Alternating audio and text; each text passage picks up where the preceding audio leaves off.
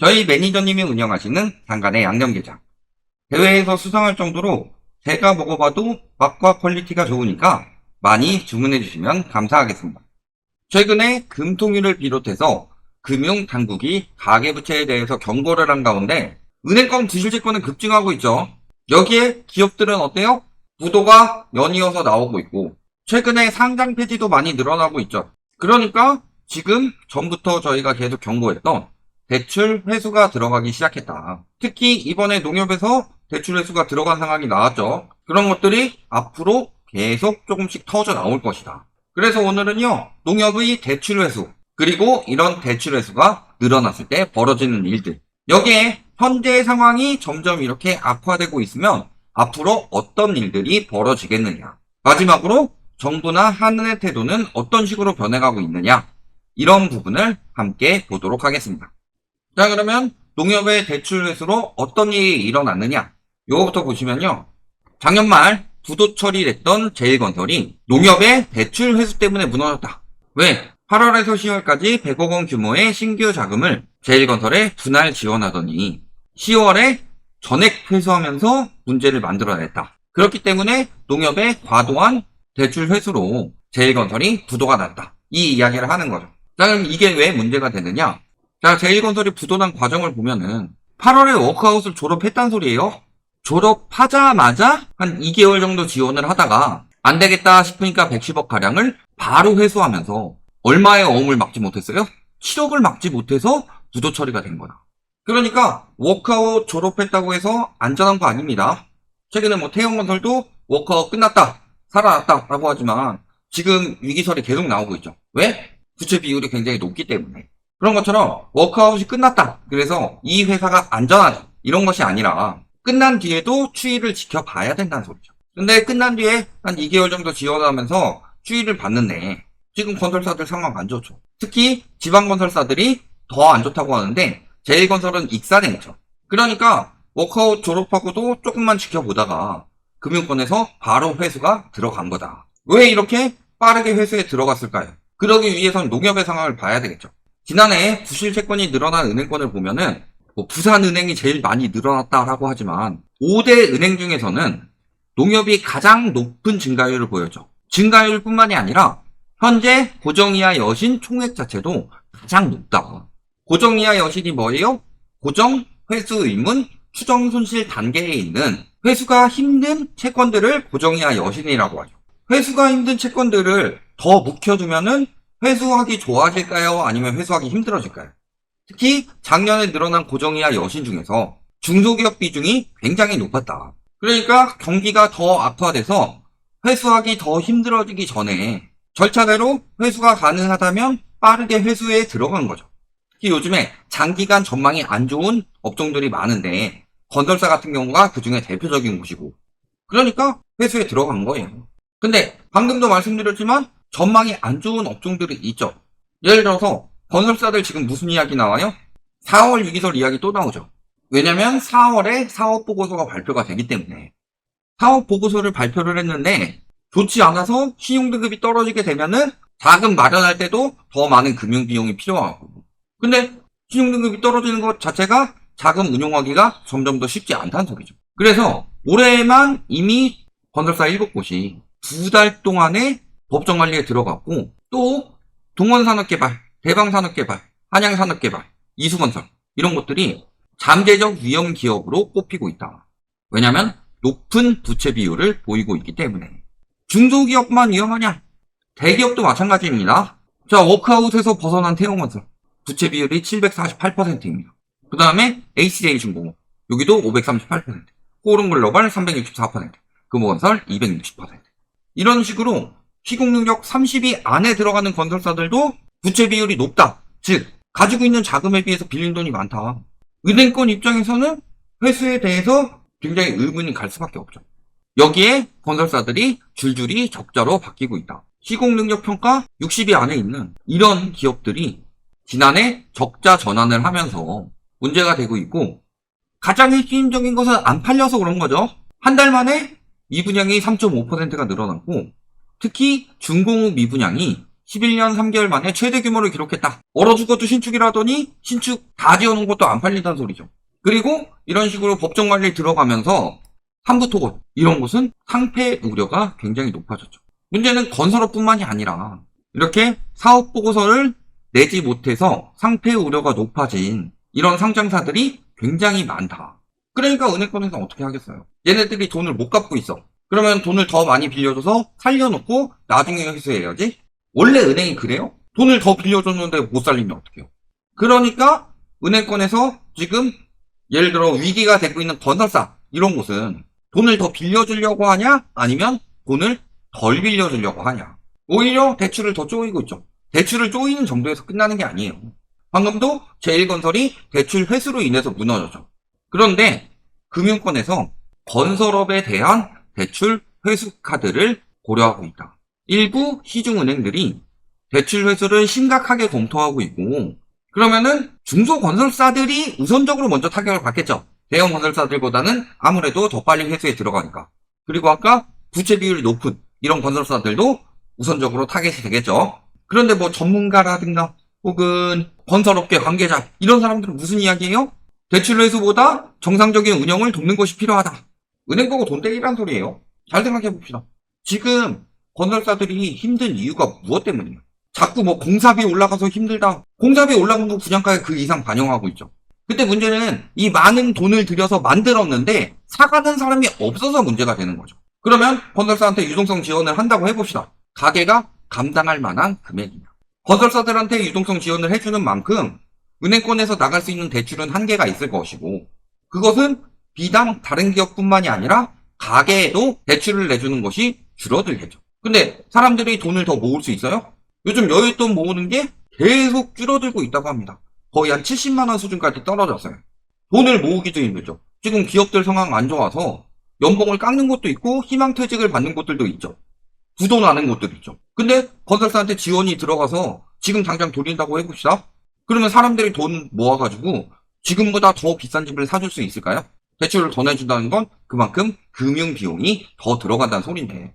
그러니까 돈 빌려주면 무조건 잘 된다. 이거는요, 그게 통하는 시기가 있지만 지금은 그런 시기가 아닌데 위기 넘길 때까지 돈 계속 빌려줘라. 자기 돈 아니니까 쉽게 이야기하는 거죠. 본인이 부동산 마피아에 들어가 있어서 건설업이 무너지면은 피해보는 전문가라는 작자들이나 건설업 관계자들이나 그딴 소리를 하는 거다. 그래, 건설업 무너지는 건 알겠어.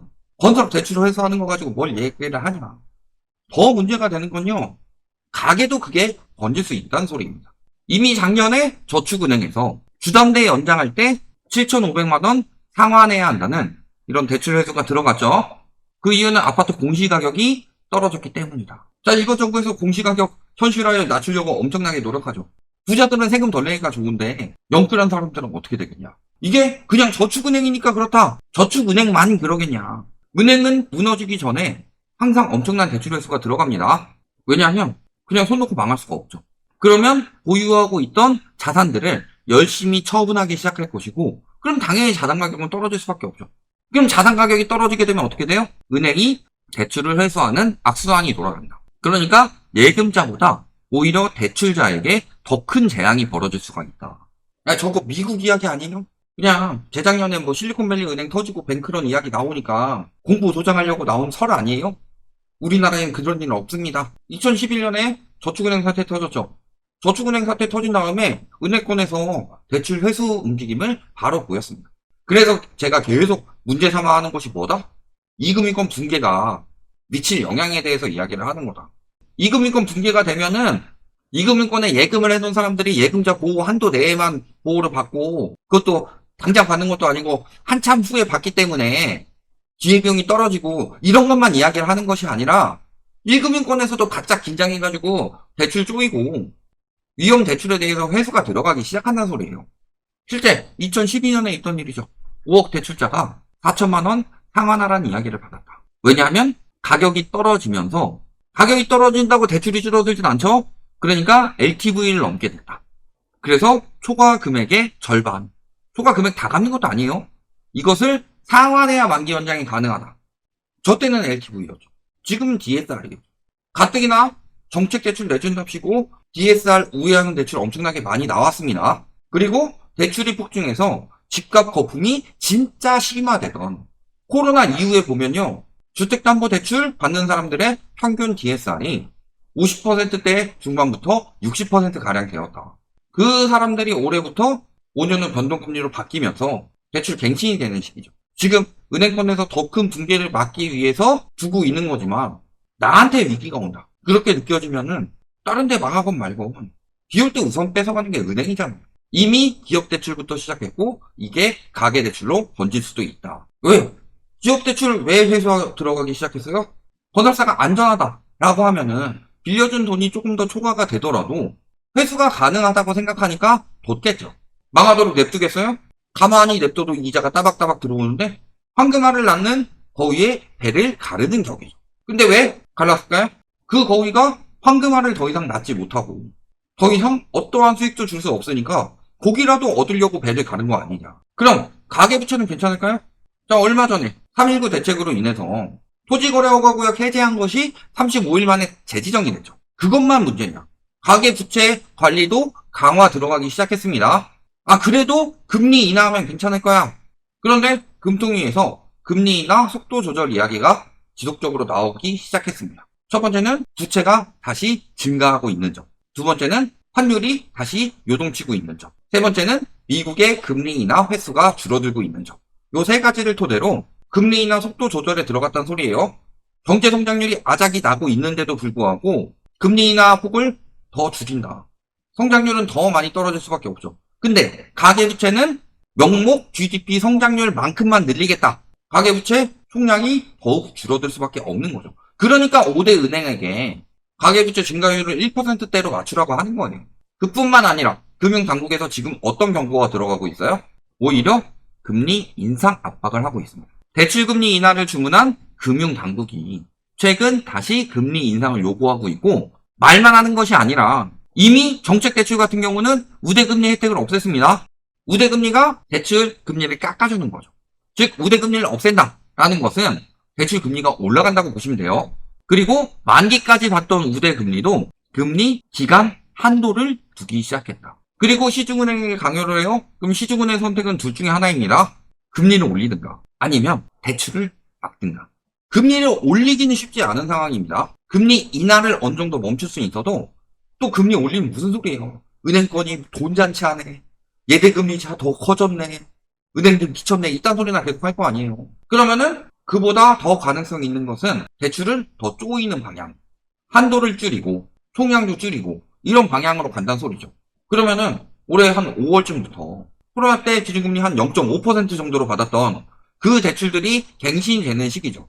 근데 은행권에서 총량 압박이 들어가기 시작해요. 가계부채 문제 터지겠어요? 안 터지겠어요? 근데 건설사 문제 터지니까 대출 회수 들어가기 시작했죠. 가계부채 문제 터지면 어떻게 되겠어요? 과거 글로벌 금융위기 때랑 똑같은 일들이 벌어지고 있다. 근데 문제는 그때보다 거품이 훨씬 더 커졌어요. 특히 부동산 기준으로. 왜냐하면 전세자금 대출이 저금리를 만나면서 엄청난 거품을 만들어냈기 때문이죠. 근데 경제는 그때보다 훨씬 더 안 좋습니다. 대기업들 막 비상경영 들어가고 규모 줄이고 글로벌 금융위기 때도 이 정도는 아니었어요. 거의 IMF급 수준이다. 뭐 자영업자들은 그때보다 더 힘들다고 하고 그럼에도 불구하고 뭐 화폐 가치 하락이니 공급 부족이니 집값 계속 올라간다. 한 1, 2개월 더 올라간다고 칩시다. 토지거래 허가제 뭐 해제했는데도 해제하니까 또 무슨 소용관이 뭐니 알지들 하는데 한 달 뒤에 팔 거예요? 팔리지도 않는데 특히 실수요들은 최소한 10년은 산다고 하는데 앞으로 장기적인 시장 전망이 어떻게 되냐. 아직 안 떨어지니까 마지막으로 나 대신 지옥에 들어갈 호구 찾아주느라고 또는 그를 토대로 마지막까지 단물 쪽쪽 빨아먹으려는 그런 건설 마피아 투기꾼들 그런 사람들이나 그딴 이야기를 하는 거지. 내가 그 대신에 지옥에 들어가줄 필요가 있냐.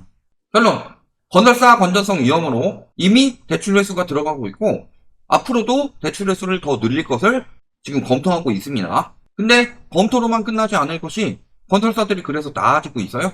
그러니까 대출 회수는 점점 더 번져갈 수밖에 없다. 이는 비단 건설사만의 문제가 아니라 지금 건설사만 안 좋아요? 전반적으로 다 안 좋죠. 부동산 거품이라도 꺼트려야 되는데 그걸 안 하고 대출을 누리니까 내수시장이 작살나고 있는 거 아니에요. 그러니까 상장 폐지도 많이 늘어나죠. 2차전지 뜬다고 막 배터리 아저씨 이야기했던 금양 지금 어때요? 상장 폐지 이야기 나오고 있잖아요. 이런 식으로 건전성이 떨어지는 곳들에 대해서 회수가 가속화될 수밖에 없다. 왜냐하면 은행은 손실을 내려고 하지 않기 때문에.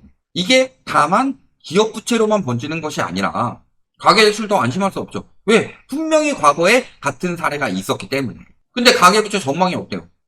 일단은 정부나 하는의 움직임을 보면 금리 인하도 멈추고 대출 총량도 줄이려고 하고 있죠.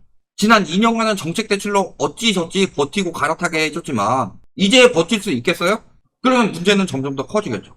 문제가 커지면은 기업 부채에서만 대출 회수가 들어가겠냐, 은행에서.